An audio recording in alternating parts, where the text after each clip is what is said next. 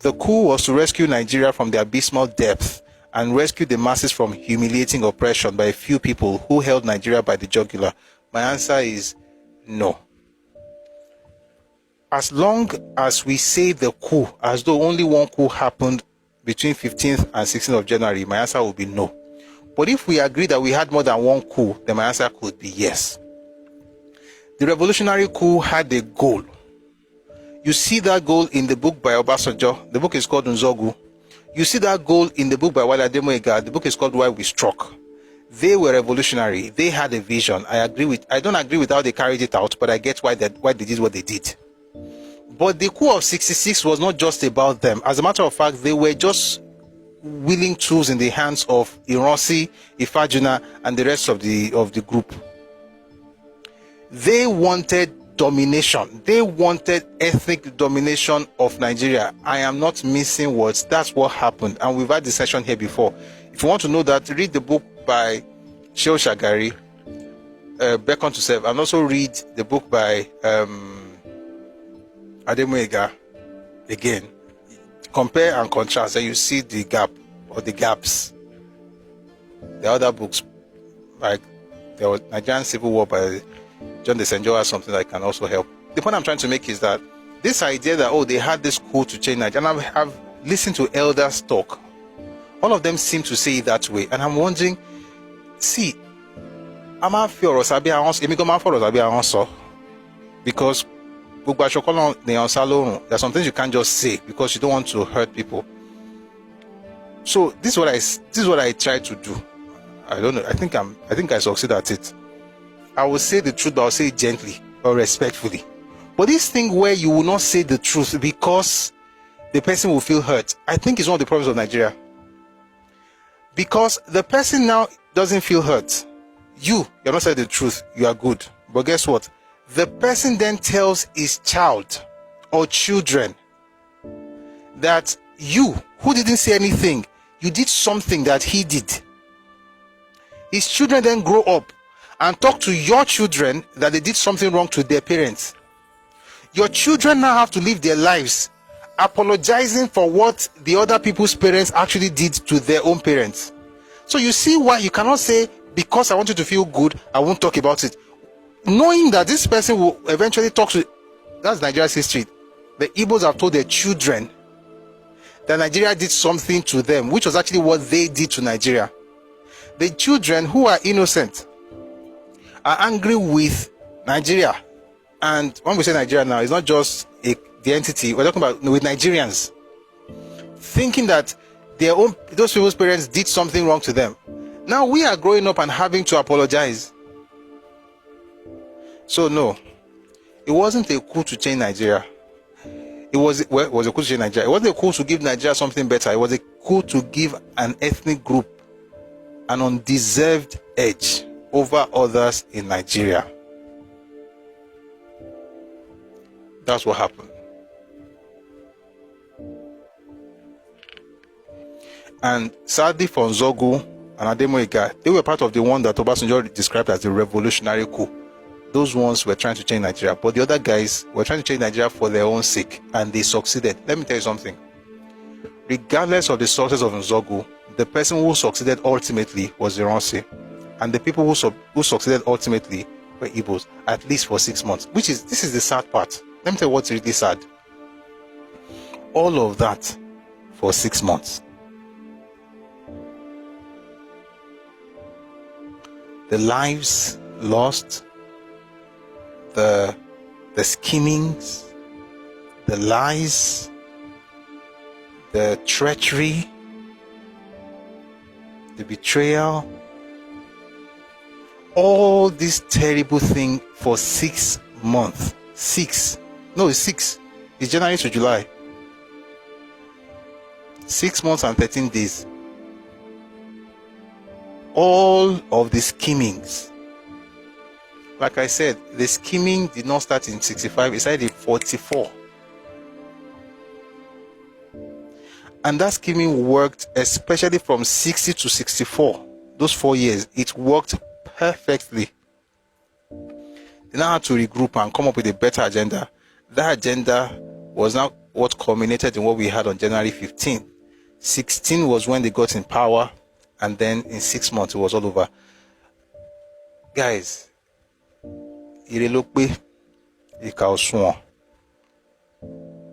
just do good.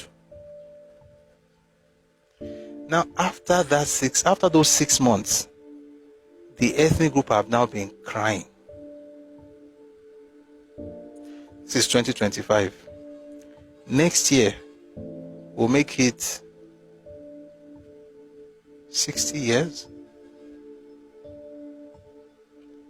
Next year, we'll make it 60 years since Igbos had the highest power in Nigeria. And I can assure you, we're going to count about 60 more years at this rate that we are going. We may actually count more than 60 years at the rate. And I'm not saying this because I hate any group. Thank you for the gifts. This is not because I hate a group. Just sit down and this is why history is important. This is why history is important. You have to be able to put things together, or else we're just wasting our time. But no, we're not wasting time. You did all this to rule for 6 months. And after the 6 months, your people have been denied that opportunity for 60 years. And nobody has told your people about what they did. But I can assure you, based on what the people are doing right now, 60 more years from now, nobody will get close to that thing. And I'm not 18. I'm just telling you, based on the actions of this generation, that's what we're going to get. And guess what? When those 60 years elapse, if they continue like this, there'll be another 60. There'll be multiples of 60 years. I am sorry, but it's the truth. You know why? Not one lesson has been learned from what happened in 66. That is why people still do the exact same thing. Guys, I'm not joking. The exact same thing. Whether in politics, in the marketplace, in the offices, every single thing on social media, every single thing that was done in 66, including calling for military takeover, they are still doing it in 2025.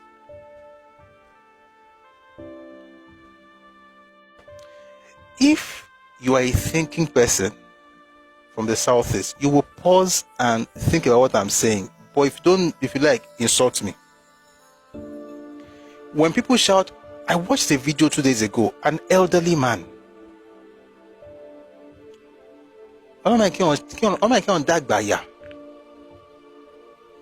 Oh, we have been marginalized. This is a very clean looking, educated person. We have been marginalized.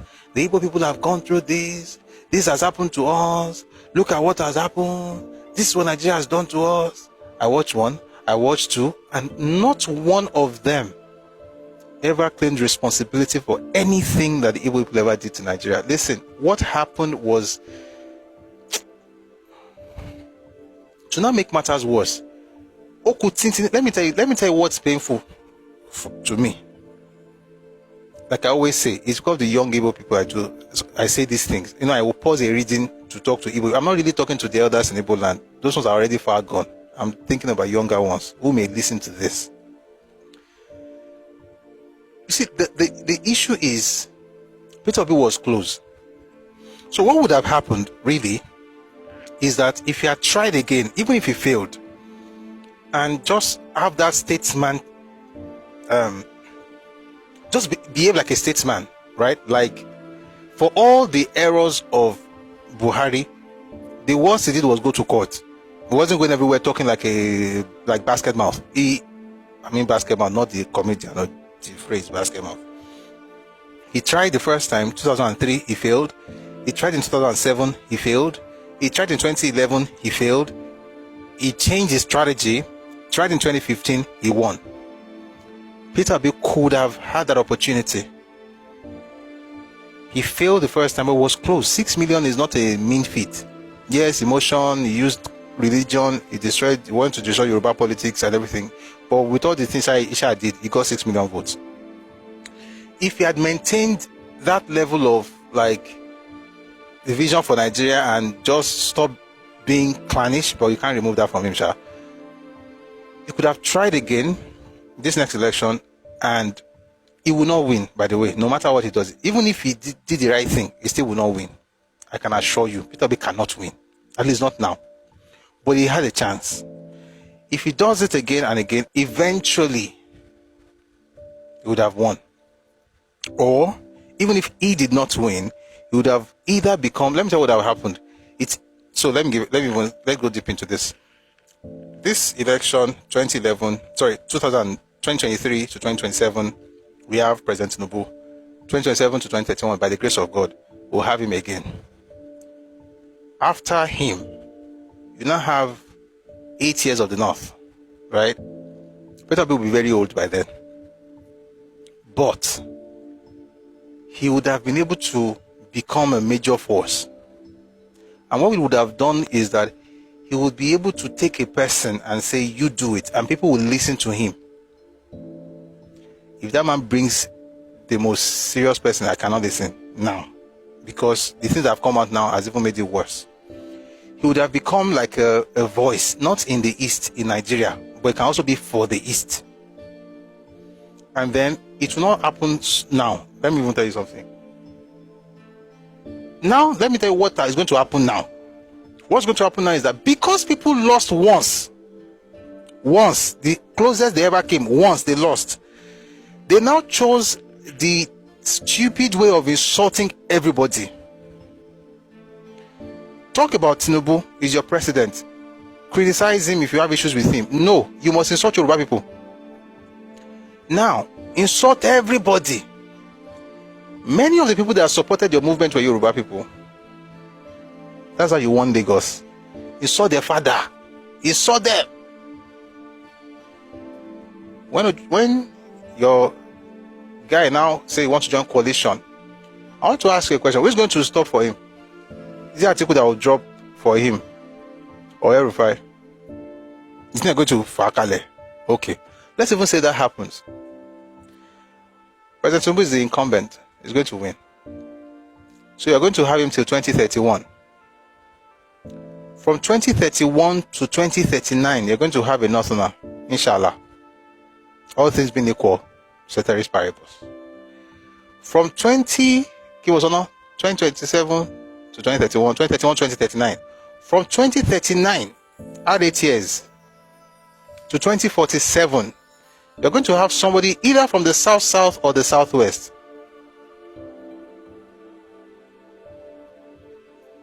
All things being equal. From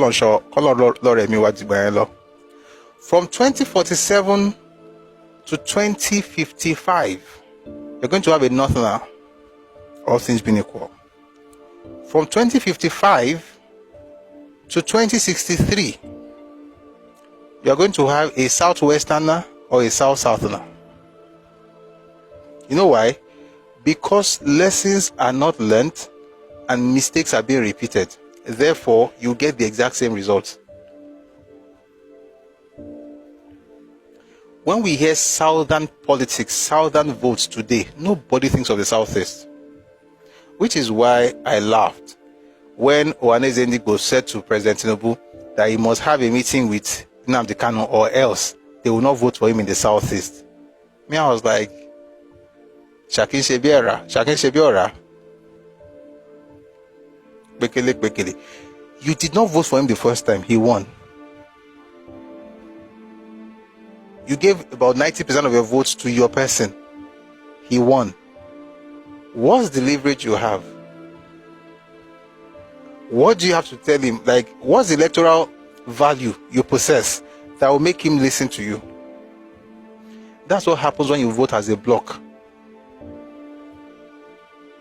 You have no leverage.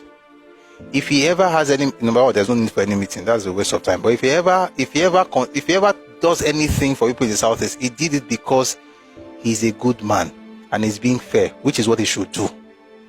He should be fair to all concerned. He's not doing it because you have anything on him. You have no leverage. You have nothing. You cannot even negotiate. That's what happens when you play the kind of politics that you see in the south. That's why I say, oh Makpe. All of this will go back to what I started with by saying a person did all of those things for 6 months, killed people, destroyed the fabric of Nigeria, created a unitary system, which you are still practicing today. Thank God for tax reform bill. Thank God for the changes that we are having right now. We are still struggling with something that somebody did, just destroyed. and he had 100% advisory team, Igbo. Carried out an ethnic agenda, and everybody suffering from it. Now, the Igbo man looks at Nigeria and says, you have marginalized me because you have not made me president. He doesn't know that Nigeria have been marginalized by the decision of those people. We are where we are because of, many things have caused this. I'm not saying it's only one person. I'm not going to say a group is the problem of Nigeria, but I'm saying that apart from the fact that we already have issues from the start,